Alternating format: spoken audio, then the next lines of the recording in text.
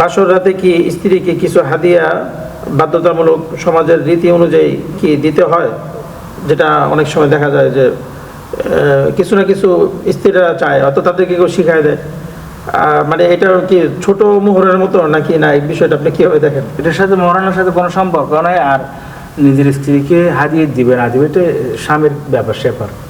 স্বামী যখন স্ত্রীকে ভালোবাসবে তো তাকে হাদিয়ে দেওয়ার জন্য কি হওয়ার তরহিব দেওয়ার কোনো প্রয়োজন নেই, বুঝতেছেন? স্ত্রীর অসব মনে করা দেয় যে মানে দেখা গেছে যে স্বামী বেচারা মোহরানা দর কষাকষি করেই তারা বিবাহ করলো, এরপরে আবার সে বাসরাতে স্ত্রী বলতেছে যে এগুলো দিতে হবে। সম্পূর্ণ স্বামী স্ত্রীর ব্যক্তিগত রহস্য, মানে এটা তাহলে শরীর সম্মত না। এখানে শরীরের কোনো কিছু নেই। কোনো না, স্বামী যদি না দেয় তাহলে গুনাহ হবে না, আর স্ত্রী চাওয়া ঠিক না। এগুলো একমাত্র ভালোবাসার টান, মানবতার টান।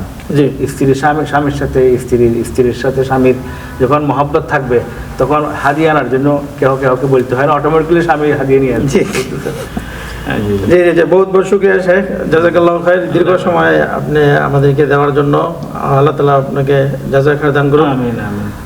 আল্লাহ তাআলা আমাদের সকলকে এই বিষয়গুলোর উপর আমল করার তৌফিক দান করুন। আমিন। ওয়া মা তাওফীকি ইল্লা বিল্লাহ। আসসালামু আলাইকুম ওয়া রাহমাতুল্লাহ।